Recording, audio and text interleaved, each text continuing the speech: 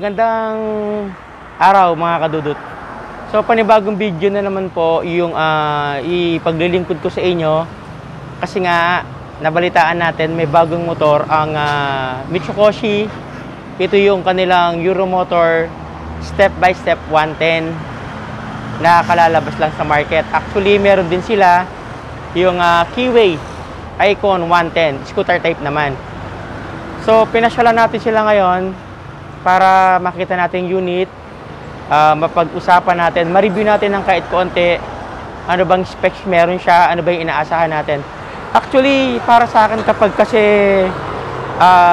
bibili tayo ng motor, tatlo lang naman yung pinagbabatayan ko. Sa akin, sa personal ko lang una yung presyo, sulit ba yung presyo niya, yung quality niya, at saka yung style niya.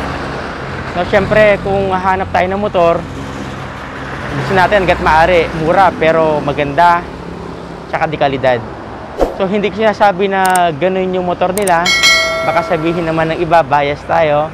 Pero i-check natin, kayo nauusga, kung ano ba meron yung motor na Euro Step by Step 110.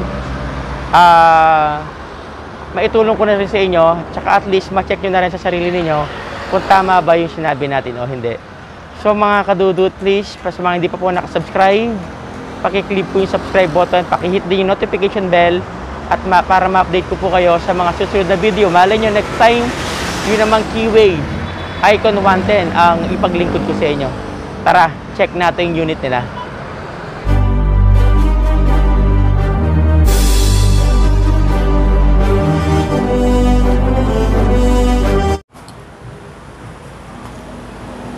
Ito po yung actual video ng kanilang Euro Step by Step.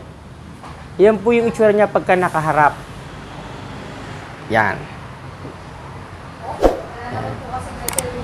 Pagka tinignan natin yung headlight niya, para siyang nahawig. Sorry magbabanggit na ako ng brand name Wave at saka Bonus 100 o Bonus X. Sa tingin ko And pag nakaside naman si Step, yung clearance niya, para siyang Rapido 110. Eto.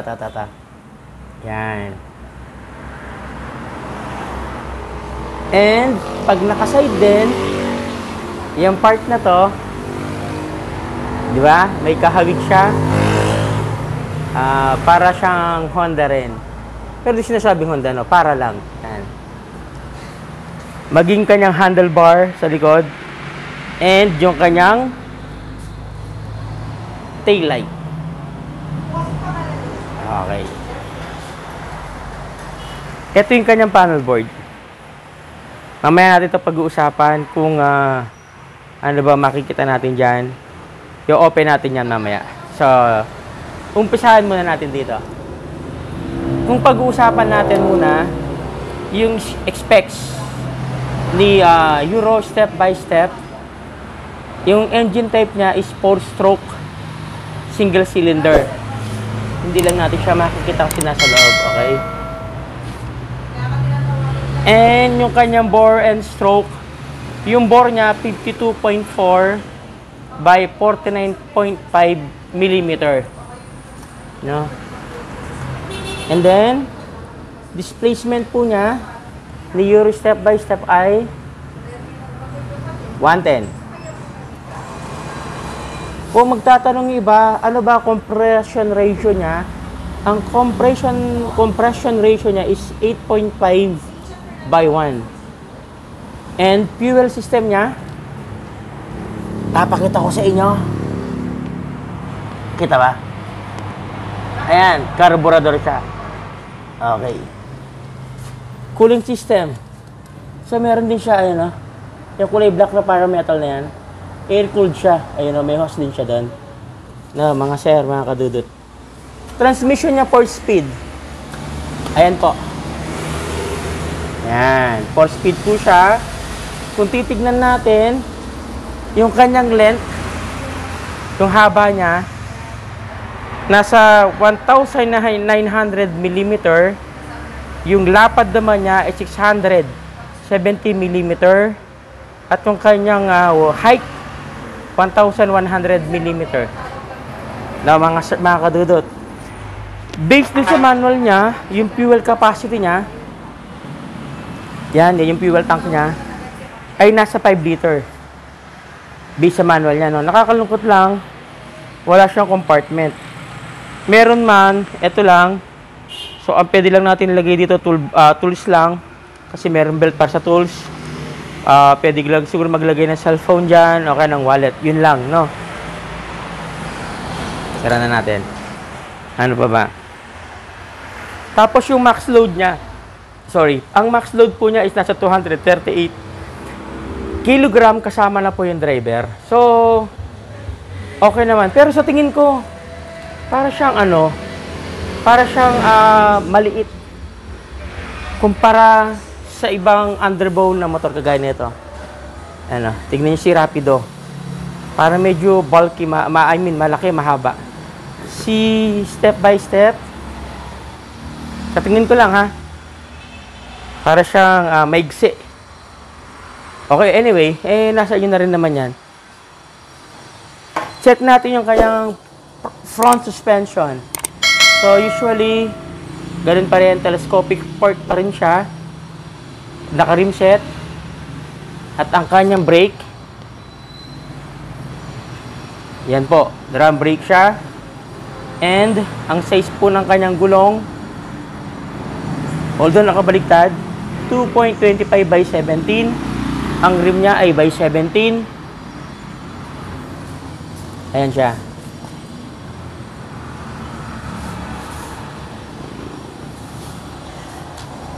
Okay.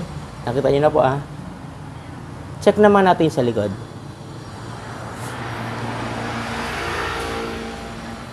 So, meron din siyang chain cover.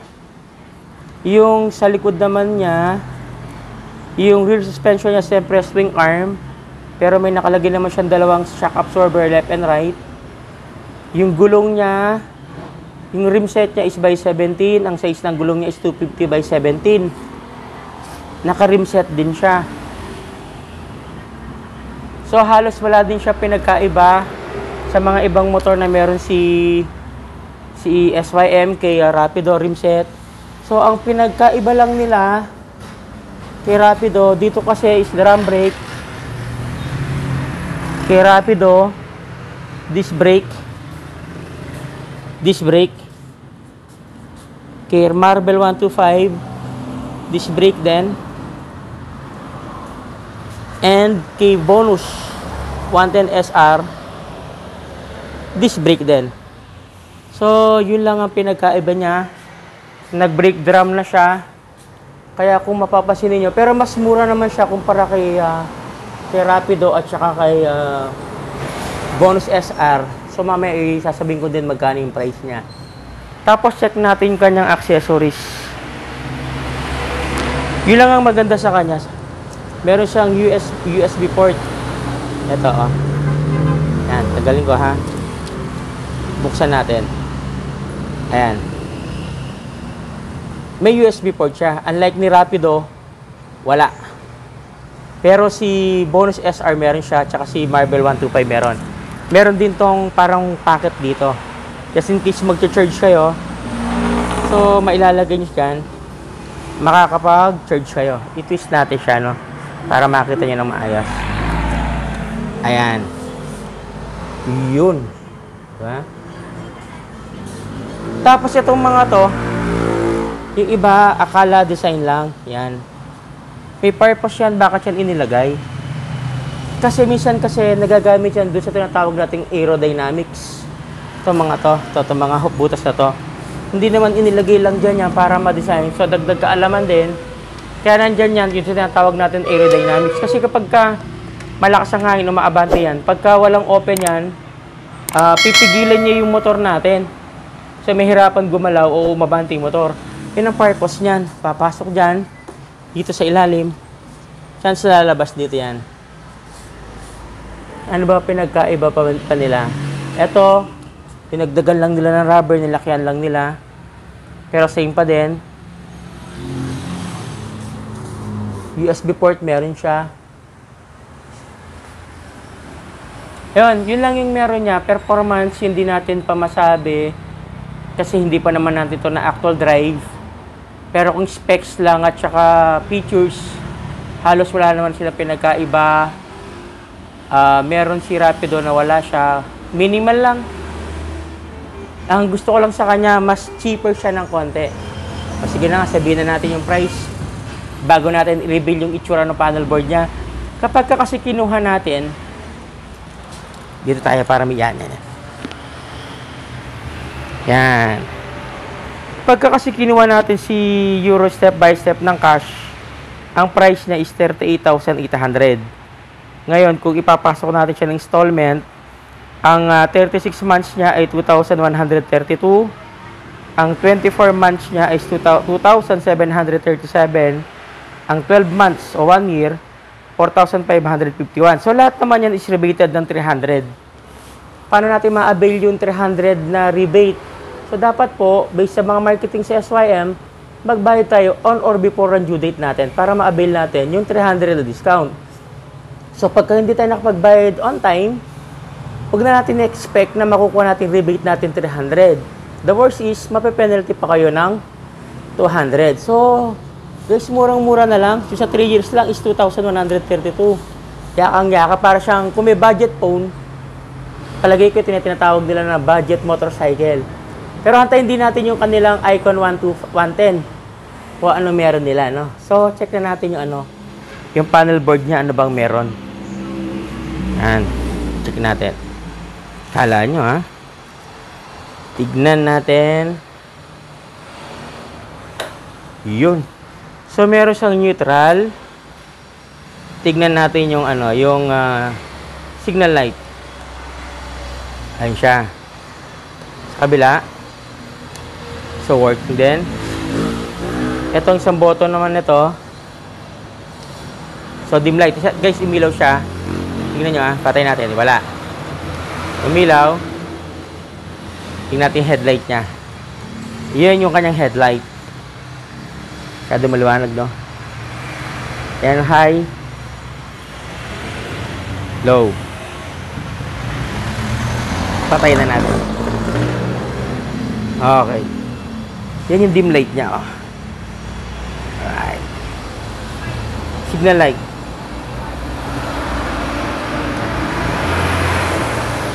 Okay. So, kung may magtatanong, kung meron siyang gear indicator, meron siya, ayan, oh. 1, 2, 3, and 4. Meron din siya ditong parang high beam indicator. Check natin, ha. Yan kasi yung dim light. Yan yung headlight. Ayan, o. Naka-high beam siya niyan. Yan ang low niya. Tapos meron din siya dito ang fuel indicator. Nabasa ko doon sa manual, kapag itong arrow na to nandito sa nasa 3.7 liters na siya na lang. Pagka nandito naman sa red na yan, nasa 0.7 na lang. So, ano na yung indication na yung kailangan na nating mag-refuel sa unit. So, yan, at least, nakita nyo na yung features na meron siya, specs, actual na itsura ng motor. Nakita nyo na rin price. So, yan na yun. Antayin na lang natin yung Icon 110. Kung titignan ko yung unit na to, para siya nag-fusion eh. Halo-halo. Pero, kayo na rin. Bahala. Lalo pag kayo naka-sticker sa harap. Ano?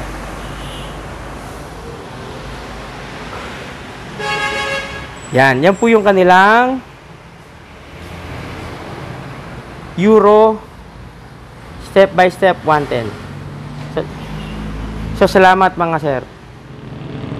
So na-discuss na po natin ngayon yung bagong motor po ng Pichokosi.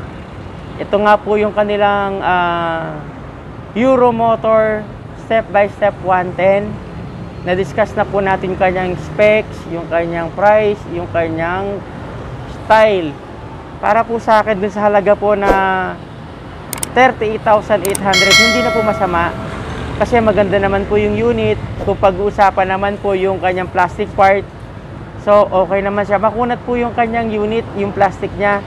So, okay naman. Tapos may bonus pa na may USB port siya na pwedeng mag-charge, lalo na yung mga kaibigan nating mga riders. Hindi sila mag-aalala doon sa low bat. Diba? Kasama kasi nila sa trabaho nila yung cellphone. So, malaking tulong sa kanila to.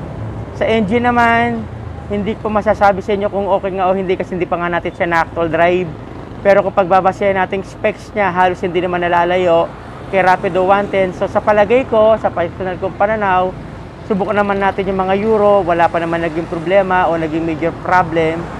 So, sana, kagaya siya nung Marvel at saka nung Rapido na yun, okay naman. So, kung sakali man makapag-actual test drive tayo, huwag kayo mag-alala, gagawa naman tayong short video para ma-update ko kayo. So, sa ngayon, yun ang muna may ipaglilingkod ko sa inyo. Pasuyo na lang, paki-share, paki-like, pag-subscribe, ayun, paki-hit yung notification bell para pagka meron akong bagong video na i-upload, ma-update ko kayo. So, God bless po sa inyong lahat. Itong yung lingkod, Kuya Dudut, Motovlog Dudut Adventure. Ingat po.